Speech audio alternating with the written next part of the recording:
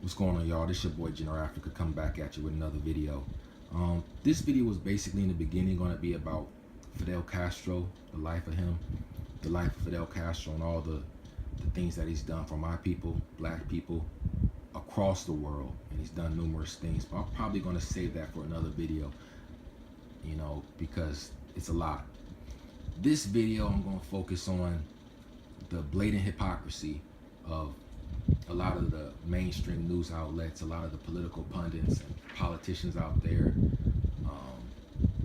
in regards to Fidel Castro, Trump being one of them. And they've been straight comical when it comes to what they're saying about Fidel Castro, when they completely ignore the very same things done by our government.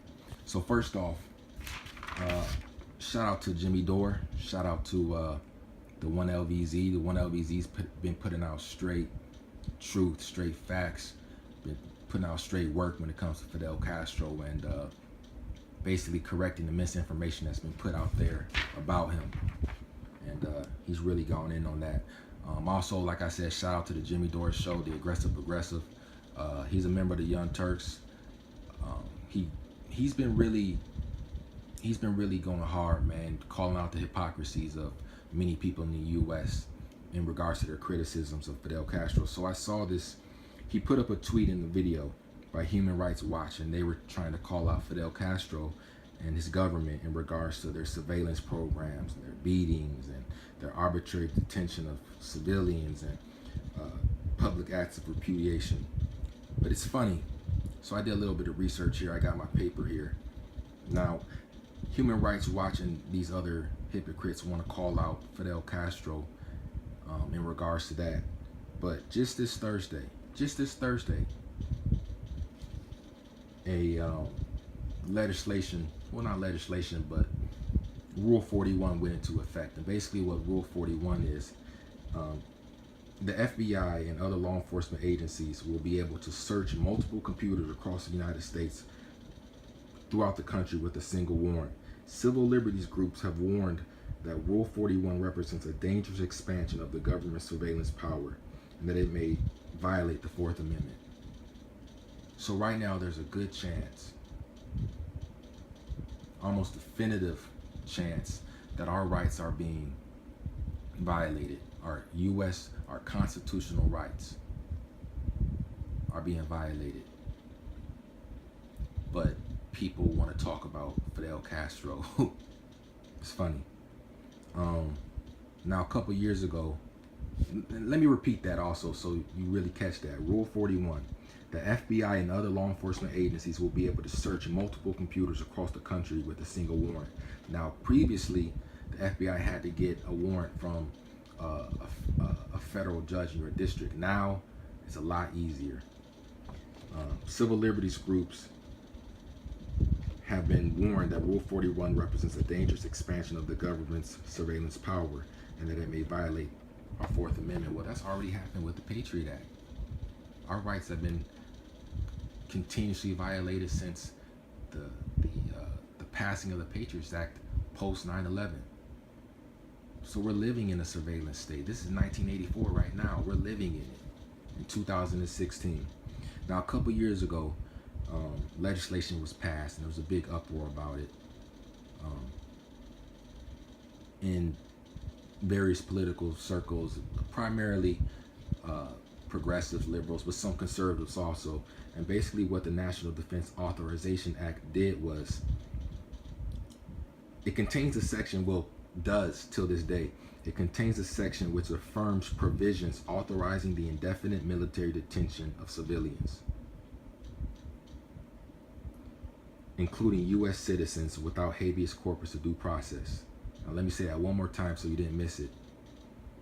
The National Defense Authorization Act contains a section which affirms provisions authoring the indefinite military detention of civilians, including U.S. citizens. So as a U.S. citizen, you can be detained at any moment by the military and held indefinitely without any type of lawyer, any type of due process, any type of trial, any type of representation. and you won't have habeas corpus. So you got people in the United States, you got people in this country trying to criticize Cuba when it comes to its surveillance programs and its arbitrary detention, but they say nothing when it comes to the violation of the rights and civil liberties of U.S. citizens in this country. Now on to Trump. Trump came out a couple days ago with this laughable criticism of Fidel Castro, but it's the same man who said that our government should murder the family members of terrorists. Now, mind you, these are people who have done nothing. Also, when it comes to a terrorist, when you look at drone strikes and so on and so forth, there's a particular type of drone strike called a signature strike. Now, what a signature strike does is it works by a classification system, age, religion, so on and so forth, where if you just fit this arbitrary criteria, they wouldn't call it that, but that's what it is, this arbitrary criteria of what a terrorist looks like, you can be murdered at any point. Do you think that won't happen in the United States? They can already detain us indefinitely without due process, without habeas corpus. So it's, and it's the same dude who said he would pass a national stop and frisk, which also violates our constitutional rights. It's the same guy that said we should bring back torture.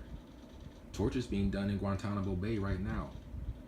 If you don't know what Guantanamo Bay is, that is a detention facility in Cuba, Guantanamo Bay, Cuba, where people believed to be terrorists are held.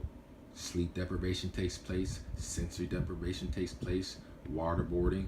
One notable inmate, I forgot his name, I'll look him up and put him in the description, was waterboarded over 100 times. Now, it's already been proven that waterboarding doesn't work.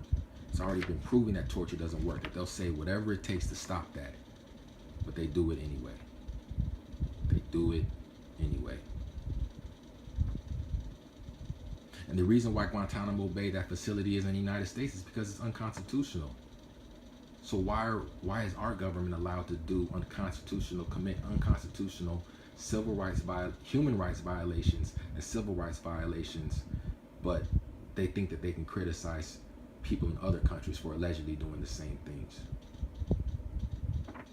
Just a thought, man. This is General Africa. I'm out.